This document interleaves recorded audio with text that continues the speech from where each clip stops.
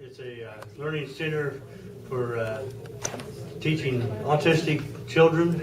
It's kind of a follow-up of our IU people that came back and told us how they diagnose autism. Today, Erica's going to kind of talk to us about teaching. She's a graduate of Indiana State University, and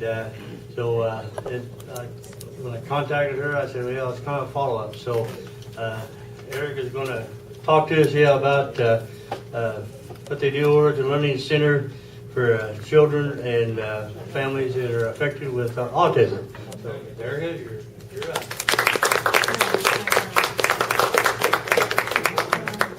Okay, so like you said, my name is Erica, and it is really nice to be here today. So I work just down the big hill at Little Star, and the picture and the sign is Little Star Center, but we are actually changing our name to Little Star ABA Therapy. And we have three main things that we tell everybody. We support real care, real advocacy, and real progress for our clients.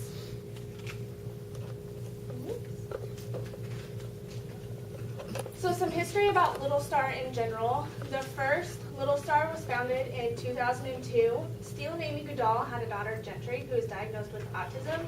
But at that time, there were no centers or any support for autism in the state of Indiana. And they had found out that ABA therapy is the only treatment for autism that is endorsed by the Surgeon General. And so in 2001, they opened the first Little Star. In 2006, tragically, Steele Goodall and his father-in-law were killed in a plane crash, but his legacy and all of his great work still lives on through us today. So we have altogether, all across Indiana, 254 employees. We have 42 board-certified behavior analysts, also known as BCBAs. We have 114 registered behavior technicians, and we serve probably a little more than 135 now, but last time we counted it was 135 individuals with autism. We have 6 locations that include night programs. So we have 2 here in Lafayette and a center that is just down the road. We are actually getting ready to move up the road near the hardware store up here, and we will be way bigger than what we are now and able to serve many more clients. We have 3 programs in Carmel, 1 in Bloomington, and then 1 in Newburgh and 1 in Clarksville. We are a non-for-profit organization, so that means all of the funds that we earn and that we raise go directly towards our clients. So I call our clients our kiddos, all the children that we serve. All of our money goes back to them. We have a scholarship fund that we renamed the CAP fund, so that Care, Advocacy, and Progress again. And we use this fund for assistance for families. So a lot of the times, insurance will cut their hours, but those kiddos really need hours in order to receive our services. So our scholarship fund will pick up the extra needed hours and pay for them. Or if our families are having a hard time paying their co-pays, we will help them out as well.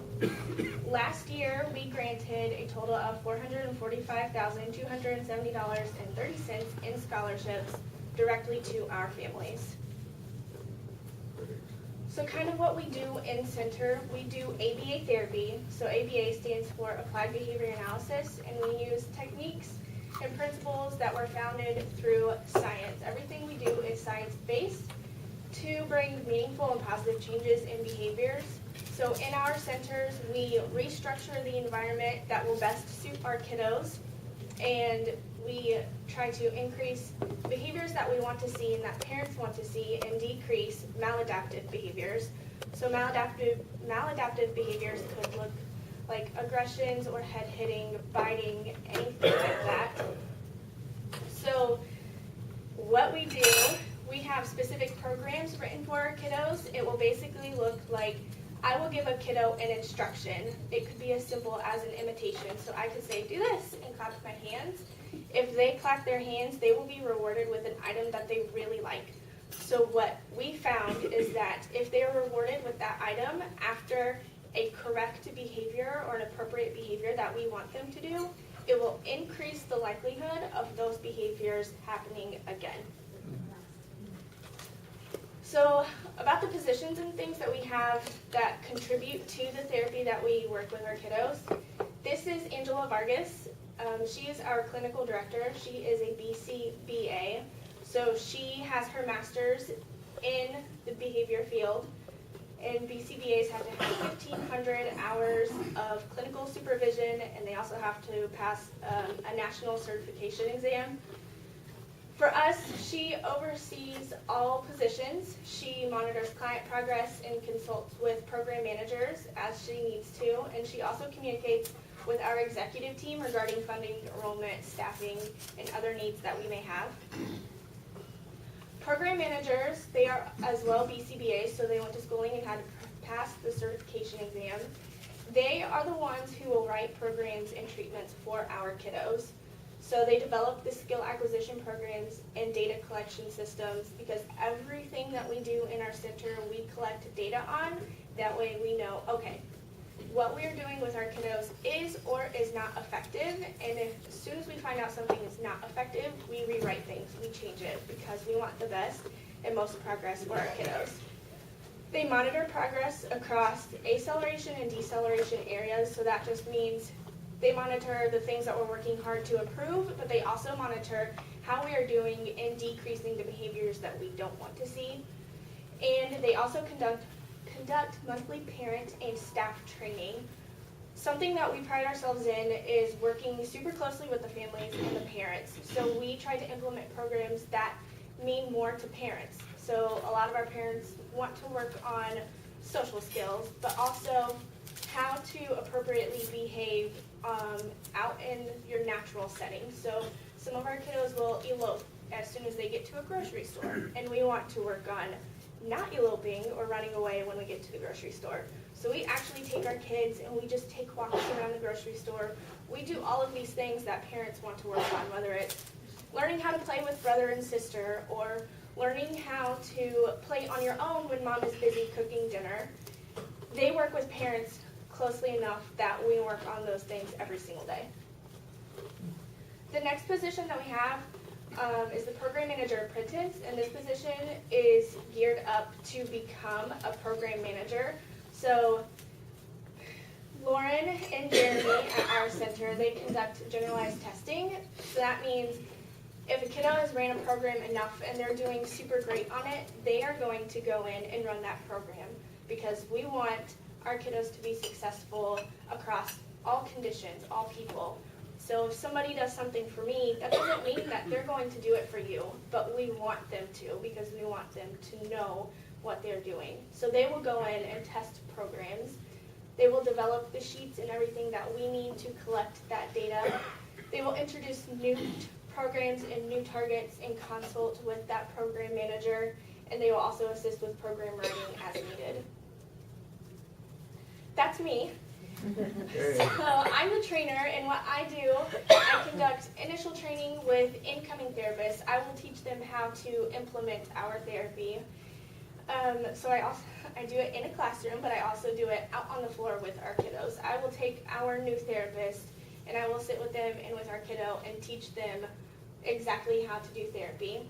I will also conduct or develop follow-up trainings as needed, because we want our staff to be their 100% best, so that our kiddos can be their 100% best as well. And I also do informal observations so that we make sure that our staff has the support that they need. So I'll just sit with our kiddos and sit with our staff members and just see how things are going and see if they have any questions. We have an activity coordinator.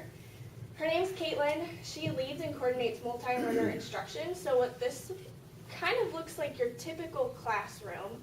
She sets up groups so that whatever skill level our kiddos are on, they work on those skills in a real classroom setting and not just a center setting. She develops relationships with members of the community to foster collaboration and coordinates with others in the community to facilitate future vocational opportunities for learners. So something that one of our other centers has ran into, they recently had a learner come of age to be able to be in the workforce, but nobody in Lafayette was willing to hire our learner. So Caitlin is working super hard on contacting local businesses and anybody that she can get a hold of to find out, okay, what exactly does your job description mean? What skills do you have to have in order to work in this position? That way we, in turn, for when our kiddos are almost of age to be able to get a job, then we train those things that they need to know in order to do that. So if you guys know anybody who would be willing to hire our kiddos, let me know. And then we have a floater. So basically all our floater does, this is Natalie, if anybody calls in, so we're short a therapist, she has to be able to know all of our kiddos and know how to work with all of our kiddos, and she can just jump on and work with them at any time. And lastly, we have our therapists. So our therapists are RBT certified. So what that means is we take an exam and we have to have 40 hours of supervision just to have that extra credential, that extra training and those extra skill sets. What's really cool about Little Star is that we are the only ABA center in Indiana that requires all of our therapists to be RBT certified. So all of our therapists have that extra training and that extra skill set. Our therapists are the ones who actually work directly with our learners one-on-one, and they work with 2 learners a day. So from 8:30 to 12:30, they will work with their morning learner, and 12:30 to 4, they will work with their afternoon learner. And they implement those individualized instructions developed by the program managers and the program manager apprentices. They are the ones doing all of the dirty work, but this position is the most rewarding. I was in this position just a year ago. And we also have Sarah, our center manager and scheduler. So she does all the administrative side. She coordinates meetings, schedule the housekeeping tasks, and maintenance of the building. She's also the one that greets our parents. So kind of our motto for Little Star is where individuals with autism learn to live and thrive in the world, and where families learn they are not alone. That's all I got. Any questions? Yeah. Whoa, a lot of questions. Okay. What hill are we talking about? The big hill down Sagamore. We're on the bottom by the bridge? Yeah, Yes. just go to the bridge, go off to the, right down there, you see their little sign there on the side of the building. Where the Inno building is? Yeah. Yes, Yeah, we are there. right in front of Right the across Inno the river. building. Oh. When you say kiddos, what range of age are you speaking of? So for the center that's down the big hill and by the bridge, we accept kiddos from 2 to 9. We have a cap limit on 9 because our center is so small. But our youngest kiddo that Little Star across Indiana has served is 2, and the oldest currently still enrolled is 26. I notice almost all of those people in your staff are female. Yes. We have majority of female. I'm not exactly sure why. We've had a few males and therapists, but they have moved on to different, I guess, opportunities. The position that holds the most male figures are going to be the program managers. We don't quite often get a lot of male therapists. I know it's difficult work. How do you keep from getting discouraged as a professional? So I would have to say for us at our center, it's each other. And then also the progress, seeing the progress in our kiddos helps us kind of move forward and like, okay, yeah, today was really hard, but look what we have accomplished and we're going to keep accomplishing. So it's kind of that future and that future goal that keeps us going. So there's a lot of success. A lot of success. How many kids do you have? We currently have 10 kids Okay, and we hold 12. all right. Yes. Do you teach, do you have each child 5 days a week, so once a day? Yes, so we have, 9 kiddos who are full-time, and we have them Monday through Friday, 8:30 in the morning until 4 in the evening. And then we have 1 kiddo who's part-time, and he comes 5 days a week from 12:30 to 4. Yes. Audrey, isn't there a major emphasis program with the Indiana District of Kiwanis to identify autistic children? Yes, actually, that's a new initiative. Is that tied to what they're doing, or? The initiative that Kiwanis is involved in is the early detection of autism. So are you not involved at all? You help with kids that are already diagnosed? Is that, Yes. I don't know how your referrals work. Yep, our centers, our kiddos already have that diagnosis, but something that's really cool, in Carmel, we just opened up a location where doctors, like it's a center where they just diagnose children with autism. So if you need a diagnosis, you can go to that center, and then they will refer you to whichever program from there. And that might be a good question. In the kids you see, earlier detection is, and that's where the Kiwanis wants to help kind of in that area, but you see the difference when you can diagnose kids earlier? Yes, so the earlier that they are diagnosed, the earlier that we can intervene and kind of transform their behaviors and kind of shape their behaviors to set them up for success in the future. How does this work out in conjunction with the school system? So I'm not super familiar with the school system, but I do know insurance has to approve hours that they have in our center, and as long as insurance is approving the hours in the center, then they don't necessarily need to attend your regular school. But there are professionals in the school setting that come and track those kiddos in our center. So there are school officials that kind of see the progress and kind of come and check up on our kiddos for whatever district they're in, and then they will help our program managers and our clinical director decide, okay, this kiddo is ready to go into a school setting, or this kiddo needs a little bit more work, and they will stay here until they're ready. We actually just had 2 kids transfer into a school setting, and that's super exciting for us because that means the work that we're doing is actually helping our kiddos. Yes. I understand there are different ranges of spectrums for autism. Mhm. You take all spectrums, or you? Yep, we take, so we have a bunch of kiddos who are nonverbal, they don't speak or anything like that, but then we also have higher functioning kiddos that do speak. So depending on where they fall on that spectrum is how we're going to write programs for them. So we have one kid who is super smart in all academics and a very bright kid, but he doesn't thrive so much in the social setting. So for his programs, we're just going to work on socializing with people.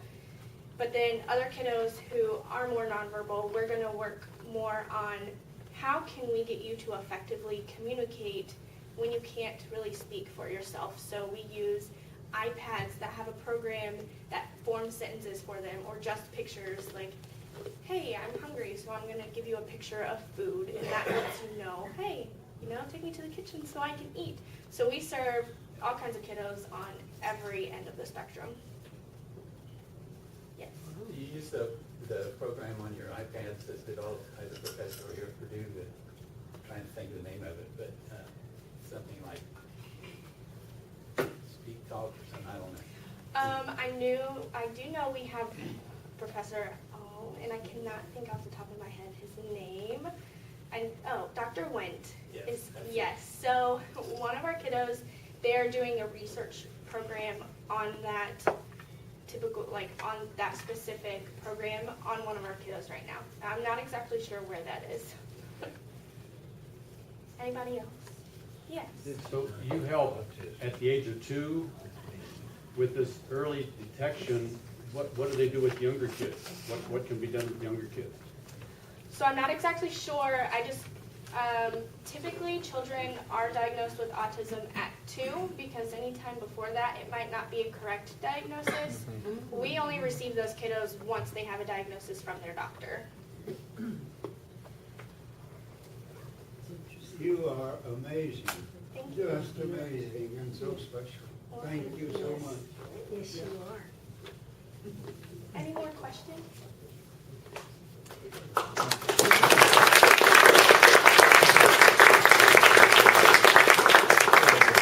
I also have pens and I have magnets with phone numbers if you guys want any more information also give you my boss's contact information as well.